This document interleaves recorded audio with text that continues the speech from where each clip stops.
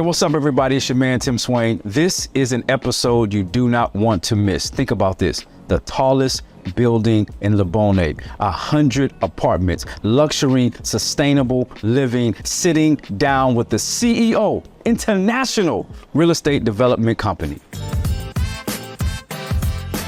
Neil, man, listen, you're a busy brother, very busy. Tim, but I'm never too busy for you. Well, man, I'm so grateful that you took some time to be with me today. Number one, I feel like I should have dressed up better. You know, when you're in the presence of a big man, Come on. you know, I can't wear suits anymore. I can't wear suits anymore. So you know, but one of the things I appreciate is that you inviting us here to really not only just talk more about what you're doing in terms of the properties here in Ghana, but really your vision behind it. And so before we jump into what you're doing there at Lebone, I really want to just back up, man. So tell us a little bit about your journey into real estate, not just here in Ghana, but just in general. Sure. So Tim, I moved to Ghana just about 5 years ago. I was on Wall Street for 12 years as an investment banker. And you know, in investment banking, you're only as good as your last bonus. Mm-hmm. So whenever we close the year, my main investment was to buy either rundown properties and renovate them, or look at subdivides and actually do an acquisition with a few partners and then resell. So I was pretty adept in the art of real estate throughout the States. I worked in Atlanta, had projects in New Jersey and New York. So when I decided I really wanted to get back to the continent, I think the calling for me was, let me do something real. Like, you know, and it's unrealer than real estate. Yeah. I stepped down, bought some land in a very prime area. One of the projects is where we're sitting now, Foster Park, first smart homes, luxury smart homes in Ghana, and really took off to develop. And it was essentially like a real training ground and a difference of how things are done on both continents. But I had to assimilate and figure out a very structured way of laying down my philosophies and making sure they resounded with everyone that I worked with here. I think we came out with a magnificent product. Listen, the place that we're in right now, Foster Park, I'm gonna tell you something, real reaction. I wish my videographer got it. When I walked through that, number one, that massive front door, right? And I saw the attention to detail, the way colors work together. And I said, wow. You know, because what you can tell is three things. Number one, you could tell that somebody has a passion, not just for putting together structures, but a passion for real estate. Number two, there's a lot of attention to detail. And number three, I could probably tell there's been a lot of maybe almost heart attacks. Yeah, definitely. In the process. Definitely. Before we get to Heritage 100, talk to us a little bit about this project, Foster Park. Yeah, so when I conceptualized it, most of the people who saw the designs that I sketched said it couldn't be done. Yeah. And why it couldn't be done? Well, no, it can't be done in Africa. And for me, that was not a message or a theme that I would be able to live with. If it can be done anywhere, it can definitely be done in Africa, and I would be the person to do it. We had these structures that were very contiguous, but looking like they were actually like off center. Mm-hmm. I made sure I had the structural engineering team that would be able to do all the right calculations and make sure that our resolution would be as we had designed it. And I delved in.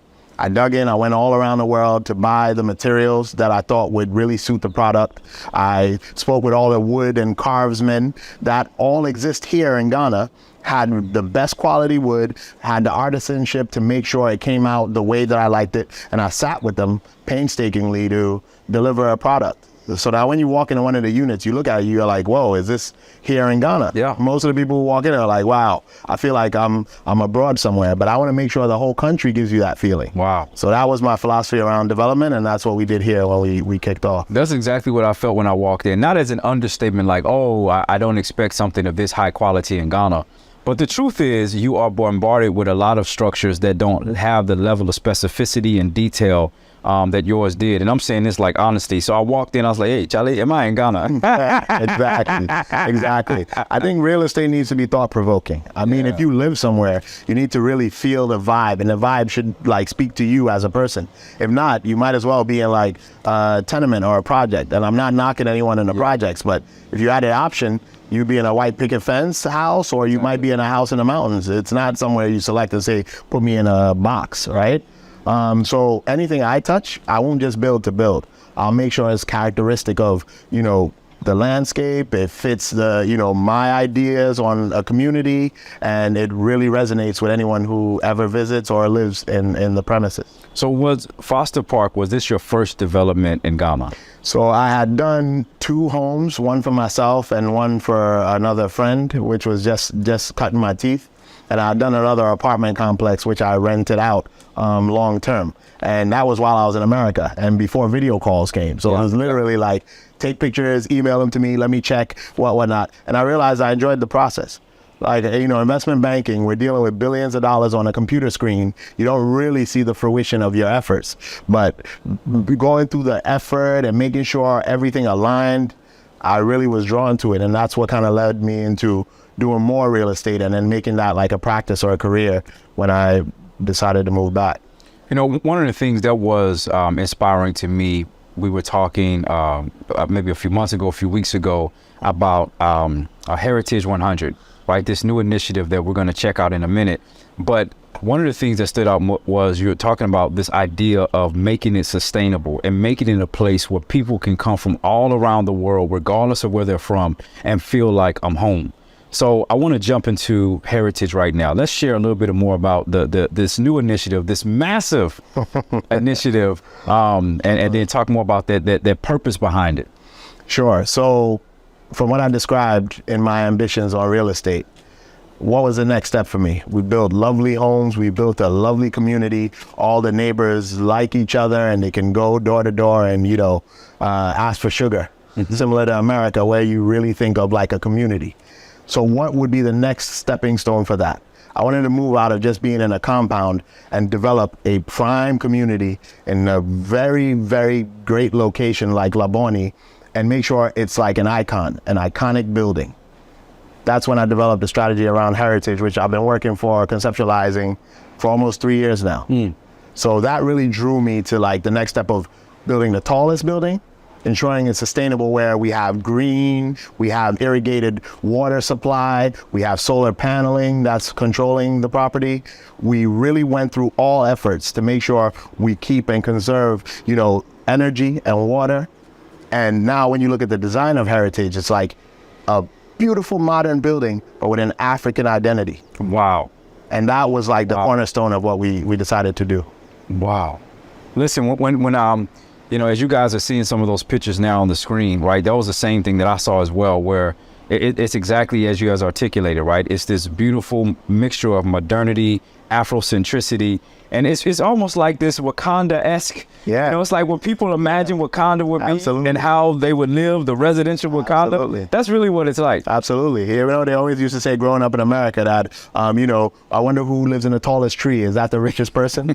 Well, we made sure our building had trees, and, you know, you feel like you're in the midst of what Africa truly is.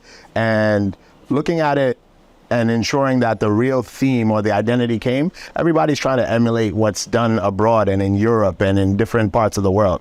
But we are like the cornerstone of most of the fashionable things. Most of design originated from here, the continent. So why not move it to the next level? And that's why we designed and we made sure we manifested that vision. You know, I'm just curious, where did that level of like when I hear you speak, right, you can hear the passion coming through, especially for like maintaining the integrity of African identity, Afrocentricity, and not just containing it here to Ghana or even a continent, but making sure that that's felt all around the world. Man, where did that identity become so solid and like fermented in you? Where did that come from? It was, you know, growing up with African parents that just didn't bow down to the fact that, you know, we are from where we are from. I was raised in Long Island, New York. And on my street, when we initially moved there were like probably one other, not even black, one other Hispanic family. Everyone else I grew up around didn't look like me. But my parents made sure we were eating the fufu. We were eating, you know, our indigenous foods. We were wearing our African cloth during, you know, we were going to church or we're going to any other event. And for that, I was unidentified by where I lived, but it's where I came from. And that to me is something that I'm sitting with for the rest of my life. I mean, now it's cool to be from Africa. Yeah, everybody talks about it. Back then it wasn't, but I'd walk around with my chest, out like this is me. And I'm taking that forward. I'm making sure that that's the message that anyone can identify with. I think it helps the world even from a cultural perspective. Well, you know what? I really want to go on site and go check out what's happening at Heritage 100. So I want to have you show us around. So I'll tell you what, let's take a tour over there right now. Sure, absolutely. So listen, we talked a little bit about Foster Park. We saw on the video how immaculate the designs were, the attention to detail. And as we say in my hometown, Texas, everything is bigger in Texas, but I guess we could say everything is bigger in Ghana because now we're on site for Heritage 100. So Neil, talk to us about what we're about to see for this beautiful project you're working on. So thanks, Tim. I mean, this is our flagship project. This is the next step to doing smart homes. Now we're doing smart apartments, but it's not just an apartment complex. We're creating like a whole community. This was 4 houses that instead of building on one compound, I made sure I got all the land together and basically tore everything down in order to build the tallest building in the area. The tallest building in the area. 10 floors, fully irrigated building, green and sustainable, EDGE certified. I mean, we're bringing together the technology and the next level of, eco-friendly building that hasn't been done in Africa. Wow. Now, why was it so important to really build the eco-friendly, sustainable type of structures? Because I'll say that because typically you see sometimes we hear the narrative about, sometimes in Ghana or other parts of Africa, people just want money. The real estate is so expensive. They don't care about really thinking about long-term, how this will impact the residents of the community. So why was this particular design and style so important for you? So for me, anything that I do has to be the next step.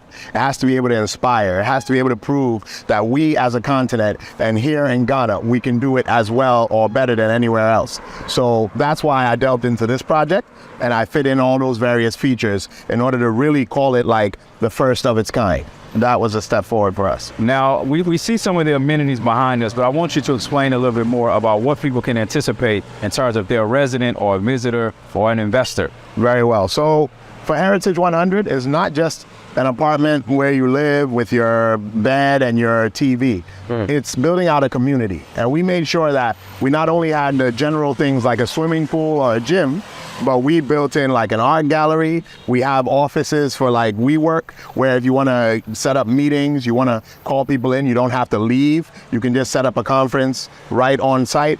We had an office that is basically like a business affiliation office. You come to Ghana, you don't know anyone, you want a trusted and verified person who's going to be able to do your documentation, you're a lawyer, you're XYZ, we can refer you. So we basically guide you through the process of being in Ghana, working in Ghana, setting up a business in Ghana. And then we set up a nightlife concierge service where if you want to go have fun, you want to go and see the scenes, you want to hang out, you want to even travel outside of the city, everything is curated for you here on site. Man, listen, y'all, listen. It sounds like a Mini-Wakanda that's about to take place right here in Ghana. I'm telling you. I can't wait. Listen, you've seen some of the other works that he's done, and it just sounds so amazing. So it really sounds like this is going to be an all-inclusive community. It's a complete, all-inclusive, fully robust community, catering to the diasporans, bringing a foothold to Ghana for every other African country to be able to develop it as a stepping stone for what needs to be done. Neil, man, you know what? The first thing I see is that you have an eye for detail. When I saw this design, right, the thing that stood out to me most was like the Afrocentricity that jumped out. It made me feel like I was watching Black Panther 2 or something. Absolutely. So these symbols, do they mean something or? Yeah, so they're Adinkra symbols, okay, right? And the main symbols that you see is called Achacha. It basically symbolizes, one who took a bend in the road but found his way back. Wow. And that was the theme around the whole Heritage 100, speaking to the diaspora, come back home, we'll do the rest. So where you see luxury buildings, it's modern, you see glass, everybody wants to look like they're in Europe or in Miami. Blessing, boy. To show you, yeah, exactly. We wanted to show you like the real poise behind being in Ghana with all the modern amenities, but having a touch of home and a touch of Afrocentrism. Wow. You know, you mentioned this a few times when you talked about like really speaking to the diaspora community. And I know, you know, we all know in 2019 we had this whole year of return. There's a lot of folks excited about coming back home, finding their roots. And I don't know the data on this. I really want to know, as a side note, how many people came one time will never come back versus how many people they'll return. But that's just by the way, as we say in Ghana. But I know that from that, a lot of people's eyes were open to like expanding their imagination about what it looks like to move back home. Personally, right? You've lived abroad. You've been all over the world. You're building here in Ghana. What would you say are maybe some of the mistakes that you see people make when trying to come and either build or rent or just establish themselves in Ghana? Yeah, so I'd say primarily most people come in with the mindset that they can take over the world. This is not its own cultural divide. Like, you don't need to learn the ropes in order to start running. It's not day one. You actually have to come in, observe, figure out where your interests are, develop a bit of a network, get to know how things operate before you bring your personal touch, before you establish your business, and then before you can grow. A lot of friends that I had came, they were like, oh yeah, I'm foreign trained, I know more than everybody on the continent. And it was a bit of a shell shock when they realized that you don't navigate the same. And that's why people tend to give up. But those that have been able to brave through, I think they're 10 times happier with their achievements and with their accolades. I mean, here, when you do it, it's for you. So then what would you say have been maybe some of those 2 to 3 things that have enabled you to persevere and not give up? Because this Charlie, this is not a small project. Sure, absolutely. This is 100 units, right? Sustainable, like, this is not a small thing. Absolutely. What has enabled you to I told myself when I was leaving Wall Street that when I'd come, anything I'd touch would be on my own accord, like something that I was really driven by. And if I'm not passionate about it, I'm not going to do it. The key to building something like this is you have to put in every detail that you believe will change the ecosystem, will make the country and that whole continent proud. So we developed out this whole structure, the design, the finishes, just to speak to a different demographic that would really appreciate what we're doing. And that's why I came, and I'm enjoying the fact that it's on my own accord. You know, as I see people working, as I see, right, the foundation being laid, what I think about as well is that's what you're doing, right? You're laying a foundation for people who maybe got inspired in 2019 or 2018 or getting inspired by watching this video. Make sure you subscribe. And the thing is, you're laying a foundation for them so it won't be as difficult. Sure. We talked a little bit, and I want you to talk about it now, which is this also not just a residential opportunity, but it may be an investment opportunity. Absolutely. So here, it's 100 units. We're 50% sold already.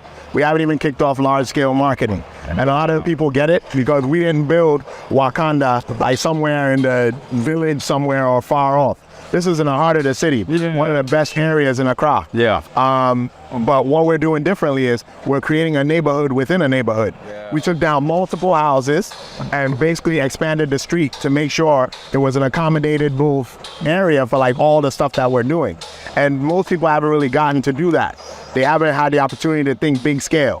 What Year of Return really drove out was the opportunity to see all these people who are not from Africa appreciate what we have here. But I haven't really seen anything built to support that, you know, that ambition and that drive. This is the first real infrastructure play to really call back people to the continent.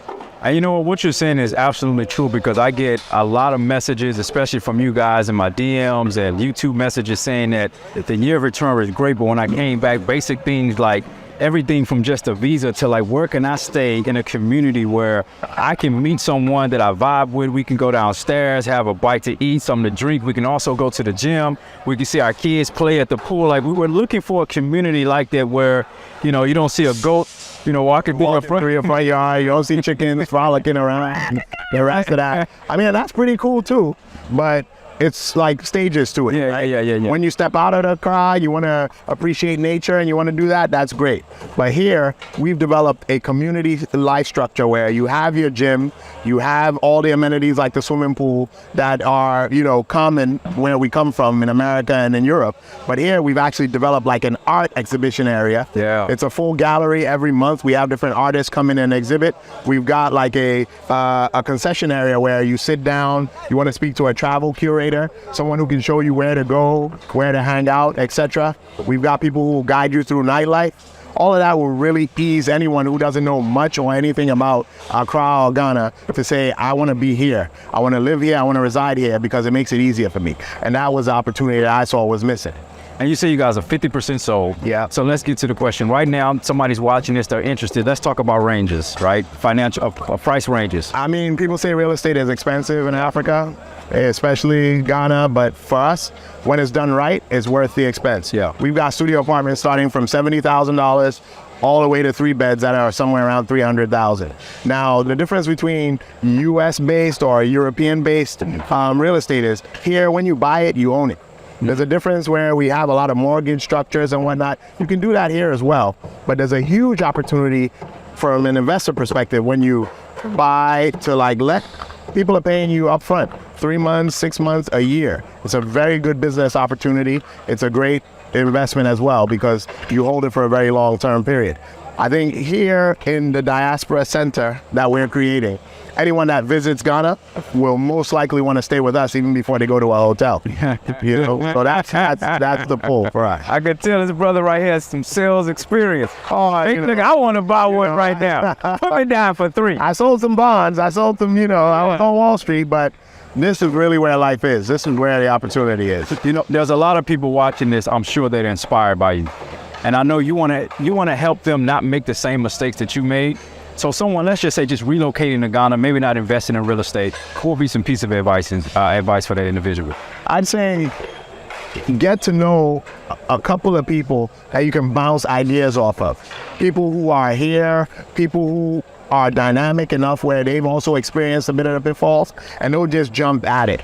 So once you've got like 2 or 3 different voices in it, it'll help you cater to what you can do, what you should do, and how quickly you should do it. Once you're on a stable footing, yeah, there's so much runway to go. But you can't just rush into opportunities because it sounds good. Yeah. A lot of people came and said they wanted to be gold miners because they heard it was a Gold Coast. Yeah. There's already gold miners here. What makes you think you've never picked up a pickaxe or a backhoe can immediately dig and become the best at it? So it's a measured, curated approach at doing things. I think that's the way. Listen, this is wisdom talking right now. And if you want to know more about how you can get your investment property, your residential property, all of the information is right there in the description below. Neil, listen, you provided a wealth of knowledge and information for people today, and I'm grateful that you invited us into this experience. And for everybody out there watching, listen, thank you so much for being with me today. I know you love this content, so as always, make sure you like this video, make sure you subscribe. Until next time, peace. Thank you.